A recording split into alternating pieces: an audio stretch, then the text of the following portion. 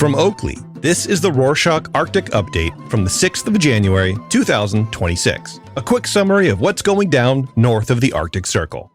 Happy New Year from around the Arctic. While we hope for a year of peace and prosperity, Greenland looks like it's in for another year of political conflict.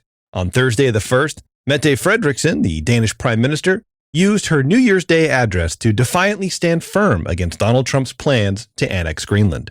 She delivered a strong message, but it wasn't enough to deter further provocation from the U.S. Just a few days later, on Saturday the 3rd, Kate Miller, the wife of Stephen Miller, the White House Deputy Chief of Staff, posted an image to social media of a map of Greenland covered in a U.S. flag, captioned with the word, soon. Within the current U.S. Arctic borders, rural Alaskans could soon see a big boost to their healthcare possibilities. On Monday, the 29th of December, the Centers for Medicare and Medicaid Services announced it had received $50 billion in federal funding to support rural health programs.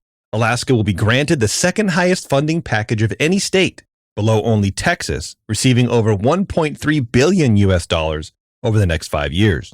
This marks the single biggest healthcare investment in Alaska's history and aims to turn a fragmented health system into something that Alaskans across the state can rely on.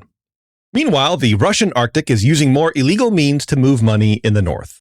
According to the shipping news agency G-Captain, Russia's Arctic shipping lanes have become a corridor for a global shadow fleet of sanctioned oil and gas tankers. In 2025, 1/3 of all marine traffic using Russia's northern sea route were part of this dark fleet, which sails without insurance, ice protection, or GPS tracking, making them a serious health hazard for the environment and other vessels. Russia once tried to advertise the northern sea route as a legitimate shipping lane for the world's traffic. However, with sanctions and war harming Russia's international standing, the country is using the Arctic to make money any way it can. To know more about this story, check out the Rorschach Ocean Update with the link in the show notes. The number of ships in the Arctic isn't the only thing rising.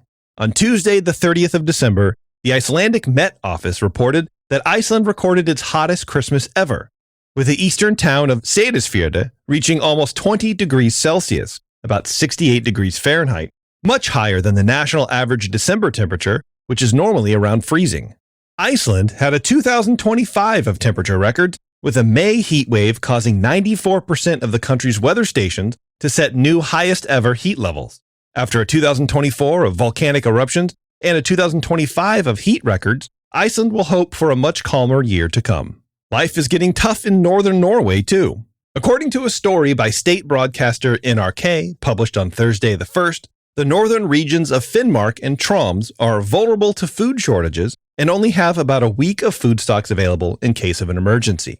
The Arctic Norway simply doesn't grow enough of its own food, and a project by the Fridtjof Nansen Institute, a major research body in Norway, is looking into which vegetables can thrive in the north to alleviate this problem. Potatoes and root crops seem to be the way forward, but Norway also needs to improve supply lines to ensure its northerners don't get cut off in a state of emergency.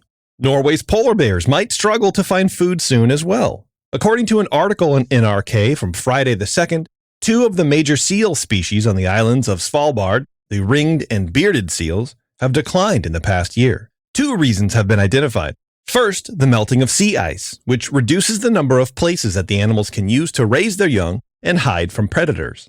The other reason is the recent increase in walruses on Svalbard, which outcompete the smaller seals for the same fish, and have even been known to eat seals.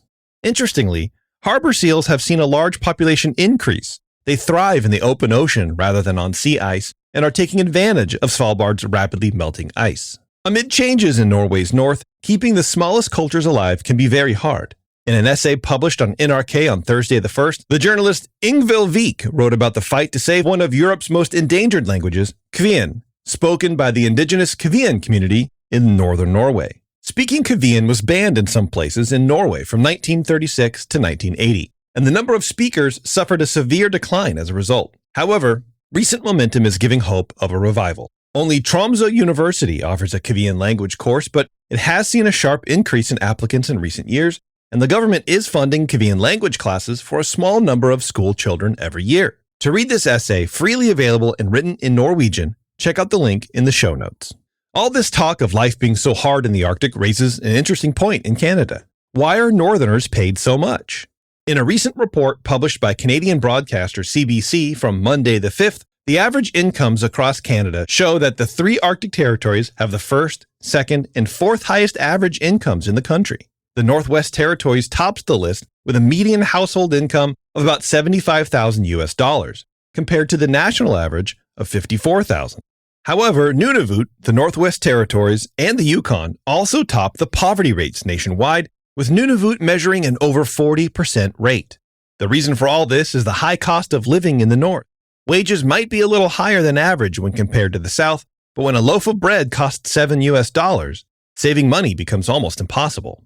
On another note, on Thursday the 1st, Swedish newspaper SVT wrote that the world's first autonomous forestry robot has been developed by Luleå University of Technology in northern Sweden. The unveiled prototype has been developed by the Arctic Off-Road Robotics Lab, which hopes to create a fleet of robots that can work alongside a single human to safely and efficiently work in Sweden's northern forests. That's not the only invention revealed this week. An article published on Canada's broadcaster, CBC, on Saturday the 3rd, said that the research organization Polar Bears International is developing what it calls a bear-dar, a fixed radar system designed to specifically detect and warn communities about approaching polar bears.